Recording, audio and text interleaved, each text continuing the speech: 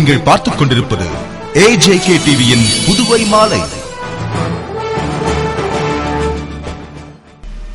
வணக்கம். புதுவை முன்னாள் முதல்வர் சண்முகம் மறைவிற்கு தொடர்ந்து 3 நாள் துக்கம் அனுசரிக்கப்படுகிறது. மேலும் அரசு மரியாதையுடன் உடல் தகனம் செய்யப்படும் என்று முதல்வர் ரங்கசாமி கூறினார். புதுவை சட்டசபை வளாகத்தில் உள்ள கேபினெட் அறையில் முதல்வர் ரங்கசாமி தலைமையில் அமைச்சரவை கூட்டம் நடைபெற்றது. அமைச்சர்கள் ராஜவேலு, பன்னீர்செல்வம், தியாகராஜன், தலைமை செயலர் சத்யவதி மற்றும் அதிகாரிகள் கலந்து கொண்ட கூட்டத்தின் முடிவில் முதல்வர் ரங்கசாமி செய்தியாளர்களுக்கு அளித்த பேட்டியில், புதுச்சேரி முன்னாள் முதலமைச்சர் சண்முகம் மறைவு ஆழ்ந்த அதிர்ச்சியையும் கவலையையும் அளிக்கிறது.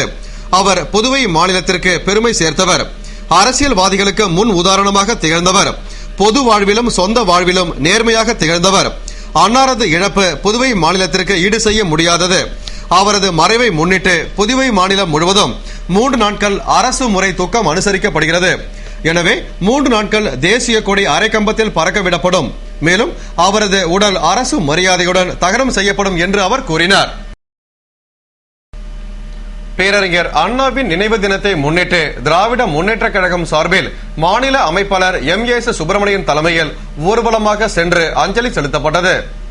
புதுவை மாநில திராவிட முன்னேற்ற கழகம் சார்பில் பேரறிஞர் அண்ணாவின் 44வது நினைவு தினம் அனுசரிக்கப்பட்டது. இதனை முன்னிட்டு மாநில அமைப்பாளர் MAS சுப்பிரமணியன் தலைமையில் கழக நிர்வாகிகள் பெரியார் திடலிலிருந்து அமைதி ஊர்வலமாக புறப்பட்டு சென்று பேரறிஞர் அண்ணா அவர்களின் திருவுருவ சிலைக்கு மாலை அணிவித்து மலரஞ்சலி செலுத்தினர். இந்த அமைதி ஊர்வலத்தில் அவைத்தலைவர் சுப்பராயன், முன்னாள் முதல்வர் ஜானகிராமன், துணை அவைத்தலைவர் சீதா வேதநாயகம், துணை அமைப்பாளர் SP சிவகுமார், பொருளாளர் அனிபால் கெனடி, தலைமை செயற்குழு உறுப்பினர் சோமசுந்தரம், சட்டமன்ற உறுப்பினர் நந்தா சரவணன், மீனவரணி சக்திவேல், தொகுதி செயலாளர் ஏம்பலம் செல்வம் மற்றும் பல்வேறு அணியின் நிர்வாகிகள், தொகுதி கழக நிர்வாகிகள் திரளாக கலந்து கொண்டு மலரஞ்சலி செலுத்தினர். முன்னதாக திராவிட முன்னேற்ற கழக இளைஞரணி சார்பில் முன்னாள் இளைஞரணி அமைப்பாளர் சிவா தலைமையில் இளைஞரணி அமைப்பாளர் முகமது யூனுஸ் முன்னிலையில் இளைஞரணி நிர்வாகிகள் ஊர்வலமாக வந்து அண்ணாவின் திருவுருவ சிலைக்கு மலரஞ்சலி செலுத்தினர். இந்நிகழ்ச்சியில் முன்னாள் கவுன்சிலர் சக்திவேல், வேலவன், மாணவரணி மணிமாறன், பேச்சாளர் நளினி சாரங்கன் உள்ளிட்ட நிர்வாகிகள் பங்கேற்றனர். அதுபோன்று புதுக்குப்பம் கிராமத்தில் அமைந்துள்ள அண்ணா சிலைக்கு ஏம்பலம் தொகுதி திமுக செயலாளர் ஏம்பலம் செல்வம் தலைமையில் தொகுதி செயலாளர் சிவபாலன், கிராம பஞ்சாயத்து ராஜா, தொண்டரணி லோகு, கிளைக்கழக தண்டபாணி, துணை செயலாளர் சக்திவேல், பிரமுகர்கள் பலராமன், ராஜாராம், செல்லக்கண்ணு, தட்சிணாமூர்த்தி, ராஜாகுரு, மகாலிங்கம், சக்தி, வீரப்பன், ஸ்டாலின் உள்ளிட்ட நிர்வாகிகள் மாலை அணிவித்து மலரஞ்சலி செலுத்தினர். புதுவையில் சினிமா வாய்ப்பு தருவதாக ஆசை காட்டி மாணவரிடம் நகையை திருடி சென்ற ஆசாமியை போலீசார் கைது செய்தனர். புதுவை ரெட்டியார் பாளையத்தை சேர்ந்த சிவரஞ்சன் என்ற கல்லூரி மாணவர் கடந்த 31ஆம் தேதி பேருந்து நிலையத்தில் நின்றிருந்த போது ஒரு வாலிபர் கையில் கேமராவுடன் வந்து தான் ஒரு சினிமா இயக்குனர் என்றும் படப்பிடிப்பிற்காக இடம் தேர்வு செய்ய வந்ததாகவும் கூறினார். மேலும் அந்த மாணவர் விரும்பினால் சினிமாவில் நடிக்க வாய்ப்பு வாங்கி தருவதாக தெரிவித்துள்ளார். இதனை நம்பிய மாணவர் அந்த வாலிபருக்கு டீ வாங்கி கொடுக்க டீ கடைக்கு அழைத்து சென்று பையை மேஜையில் வைத்துவிட்டு டீ ஆர்டர் செய்தபோது கண்ணிமைக்கும் நேரத்தில் அந்த வாலிபர் பையை எடுத்துக்கொண்டு தப்பி ஓடிவிட்டார். அந்த பையில் 1 பவுன் பிரேஸ்லெட் வைத்திருந்த மாணவர் காவல் நிலையத்தில் புகார் அளித்ததும் வழக்கு பதிவு செய்து விசாரணை நடத்திய போலீசார் நெல்லித்தோப்பில் ஒரு வாலிபர் நகை கடையில் நகையை அடகு வைத்திருந்த சமயத்தில் வந்த போலீசாரை கண்டு தப்பியோட முயன்றதால் அவரை பிடித்து நடத்திய விசாரணையில் அவர் பெயர் மணிகண்டன் என்பதும் பாகூரை சேர்ந்த அவர் மாணவனிடம் சினிமா ஆசை காட்டி நகை திருடியதும் தெரியவந்து அவனிடமிருந்த நகையை பறிமுதல் செய்து நீதிமன்றத்தில் ஆஜர்படுத்தி சிறையில் அடைத்தனர். புதுவை முன்னாள் முதல்வர் சண்முகம் மறைவிற்கு அரசியல் தலைவர்கள் இரங்கல் தெரிவித்துள்ளனர். அகில இந்திய காங்கிரஸ் தலைவி சோனியா காந்தி வெளியிட்டுள்ள இரங்கல் செய்தியில், பழம்பெரும் காங்கிரஸ் தலைவர் சண்முகம் மறைவு புதுவை மக்களுக்கு மட்டுமல்ல காங்கிரஸ் கட்சிக்கே பேரிழப்பு. சாதாரண மக்களின் வாழ்விற்காகவும் கட்சியை பலப்படுத்தவும் வாழ்க்கையை அர்ப்பணித்துக் கொண்ட அன்னாரின் மறைவால் துயருறும் உற்றார் உறவினர்களுக்கும் நண்பர்களுக்கும் கட்சியினருக்கும் ஆழ்ந்த இரங்கலை தெரிவித்துக் கொண்டார். மத்திய இணையமைச்சர் நாராயணசாமி கூறுகையில், புதுவை மக்களுக்காக குரல் கொடுத்து தேவையான திட்டங்களை பெற்று தந்தவர். பல ஆண்டு காலம் காங்கிரஸ் வளர்ச்சிக்காக பாடுபட்ட அவர் சில காலமாக கட்சியை விட்டு விலகி இருந்தாலும் கட்சிக்காக பாடுபட்டார். அவரது இழப்பு ஈடு செய்ய முடியாத இழப்பாகும். அவரது பிரிவால் வாடும் குடும்பத்தினருக்கு இரங்கலை தெரிவித்துக் கொள்வதுடன் அவரது ஆன்மா சாந்தியடைய பிரார்த்திக்கிறேன் என்று கூறினார். ஆளுநர் இக்பால் சிங் இரங்கல் செய்தியில், புதுவை மாநில வளர்ச்சிக்காகவும் காங்கிரஸ் கட்சிக்காகவும் பல்வேறு பொறுப்புகளிலிருந்து அரும்பாடுபட்ட அவரது மறைவிற்கு ஆழ்ந்த இரங்கலை தெரிவித்துக் கொள்வதுடன் அவரது ஆத்மா சாந்தியடைய இறைவனை பிரார்த்திக்கிறேன் என்றார்.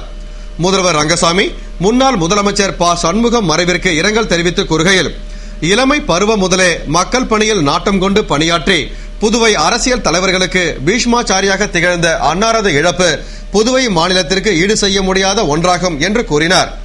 அமைச்சர் சந்திரகாசு கூறுகையில், தன்னுடைய அரசியல் குருவாக திகழ்ந்து தன்னை கதராடை அணிய செய்து தேர்தலில் நிறுத்தி வெற்றி பெற செய்த அவர் சமுதாய முன்னேற்றத்திற்காக அரும்பாடுபட்டவர். இன்று மண்ணை விட்டு அவர் சென்றாலும் அவர் காட்டிய வழியில் நாங்கள் நிச்சயம் நடப்போம் என்று கூறினார்.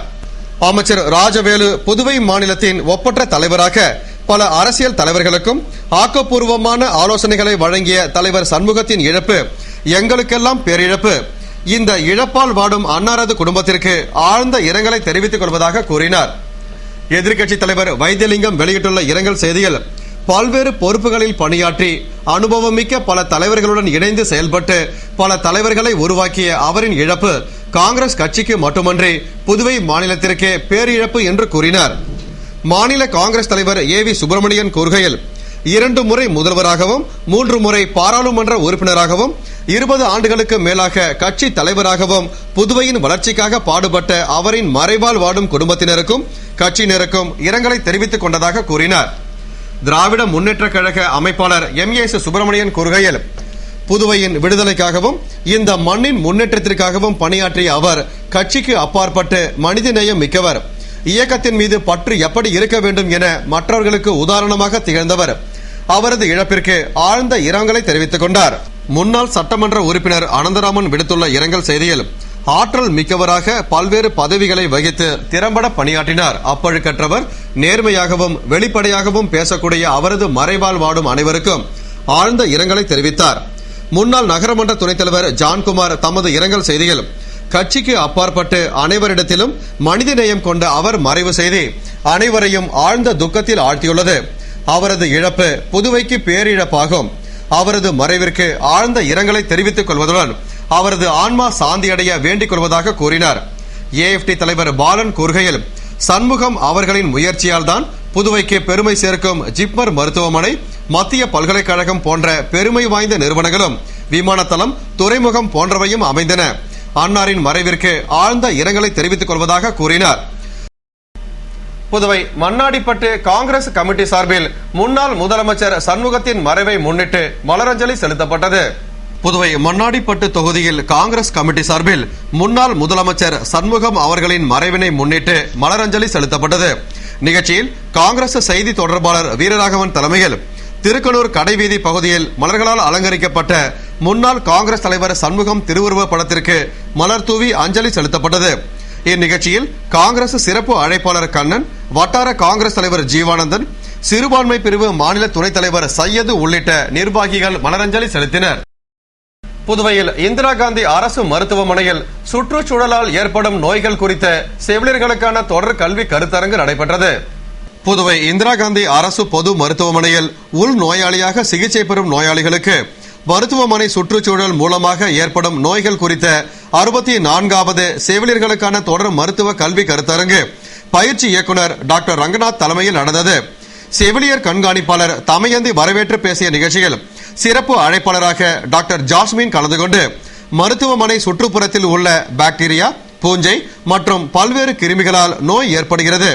இதனால் மேலை நாடுகளில் உயிரிழப்பு ஏற்படுகிறது என்றும், காற்றின் மூலமாகவும் தொடுதல், மருத்துவமனையில் உள்ள உபகரணங்கள், உணவுப் பொருட்கள், குடிநீர் போன்றவற்றால் நோய் எதிர்ப்பு சக்தி குறைவாக உள்ளவர்களுக்கு நோய் பரவுகிறது என்றும், இத்தகைய நோய் பரவாமல் தடுக்கும் வகையில் செவிலியர்கள் பின்பற்ற வேண்டிய வழிமுறைகள் குறித்து விளக்கினார்.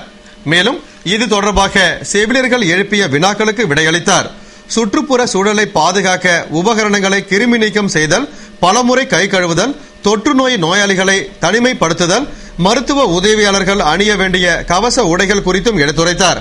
நிறைவில் செவிலியர் கண்காணிப்பாளர் கீதா லட்சுமி நன்றி கூறிய கருத்தரங்கில் செவிலியர் கண்காணிப்பாளர்கள், தலைமை செவிலியர்கள் மற்றும் செவிலிய மாணவ மாணவியர்கள் பங்கேற்றனர். புதுவை காம்பவுண்ட் கலையரங்கில் போன்சூர் இந்தியா என்ற பிரெஞ்சு திருவிழாவில் நடன நிகழ்ச்சிகள் நடைபெற்றன. புதுவையில் இந்தியா மற்றும் பிரான்ஸ் நாடுகளுக்கு இடையேயான நட்புறவை வெளிப்படுத்தும் வகையில் பிரெஞ்சு மற்றும் இந்திய கலாச்சாரத்தை வெளிப்படுத்தும் வகையில் போன்ஜோர் இந்தியா என்ற பிரெஞ்சு திருவிழா கடந்த 21ஆம் தேதி துவங்கி பல்வேறு இடங்களில் பல்வேறு நிகழ்ச்சிகள் மற்றும் கலை நிகழ்ச்சிகள் நடைபெற்று வருகிறது. அதன்படி பரதநாட்டியம் மற்றும் ஹிப்ஹாப் நடனத்தை உள்ளடக்கிய அர்பன் பேலட் என்ற நடன நிகழ்ச்சியின் துவக்க விழா கம்பன் கலையரங்கில் நடைபெற்றது. விழாவில் சுற்றுலாத்துறை செயலர் மூர்த்தி கலந்து கொண்டு இயக்குநர் சிவகுமார் முன்னிலையில் நடன நிகழ்ச்சியை துவக்கி வைத்தார். விழாவில் பிரெஞ்சு மக்கள் மற்றும் புதுவை வாழ் மக்கள் திரளாக கலந்து கொண்டு கலை நிகழ்ச்சிகளை கண்டு ரசித்தனர். புதுவை மண்ணாடிப்பட்டு பயணம் சமூக சேவை அமைப்பு சார்பில் பொது தேர்வு எழுதும் மாணவர்களுக்காக சாதனை பயணம் என்ற தேர்வு வழிகாட்டி நிகழ்ச்சி நடந்தது. புதுவை திருக்கனூர் லயன்ஸ் சங்கம் மற்றும் பயணம் சமூக அமைப்பு சார்பில் 10ஆம் வகுப்பு மற்றும் 12ஆம் வகுப்பு பொது தேர்வு எழுதும் மாணவர்களுக்கான சாதனை பயணம் என்ற தேர்வு வழிகாட்டி நிகழ்ச்சி லயன்ஸ் சங்க தலைவர் செந்தில் வேலவன், அமைப்பு தலைவர் மன்னர் மன்னன் முன்னிலையில் நடந்தது. துணைத் தலைவர் ராஜ்குமார் வரவேற்று பேசிய நிகழ்ச்சியில் புதுவை பல்கலைக்கழக பேராசிரியர் பாஞ்ச் ராமலிங்கம் சிறப்பு விருந்தினராக கலந்து கொண்டு உரையாற்றினார். தொடர்ந்து அனுபவம் மிக்க ஆசிரியர்கள் எதிர்வரும் பொது தேர்வினை எதிர்கொள்வது குறித்து விளக்கி முக்கிய வினாக்கள் அடங்கிய புத்தகத்தை மாணவர்களுக்கு வழங்கினர். இந்நிகழ்ச்சியில் திரளான மாணவர்கள் கலந்து கொண்டனர். புதுவையில் தனியார் பேருந்து நடத்துனரிடம் செல்போன் திருடியவரை போலீசார் கைது செய்து செல்போனை பறிமுதல் செய்தனர். புதுவை பாகூர் மணமேடு பகுதியை சேர்ந்த செல்வமணி என்ற தனியார் பேருந்து நடத்துனர் பேருந்தில் உள்ள தனது இருக்கையில் செல்போனை வைத்திருந்தார். அப்போது ஒரு வாலிபர் பேருந்தில் ஏறி அதனை எடுத்துக்கொண்டு ஓடினார். இதனை கண்ட பொதுமக்கள் அவரை துரத்தினர். அப்போது அங்கு வந்த உருளையன்பேட்டை சப் இன்ஸ்பெக்டர் தியாகராஜன் தலைமையிலான போலீசார் செல்போன் திருடிய வாலிபரை மடக்கி பிடித்து கைது செய்தனர். இதனையடுத்து நடத்திய விசாரணையில் அவர் வானர்பேட்டையை சேர்ந்த சையது முஸ்தபா என்பதும் அவர் ஏற்கனவே செக்கராக வேலை செய்து வந்ததும் பேருந்து நிலையத்திலிருந்து வரும் பயணிகளிடம் பேசிவிட்டு தருவதாக கூறி செல்போன்களை வாங்கி திருடி வந்ததும் தெரியவந்தது. தொடர்ந்து அவரிடம் இருந்த செல்போன்களை கைப்பற்றிய போலீசார் நீதிமன்றத்தில் ஆஜர்படுத்தி சிறையில் அடைத்தனர். இத்துடன் செய்திகள் நிறைவடைந்தன. வணக்கம்.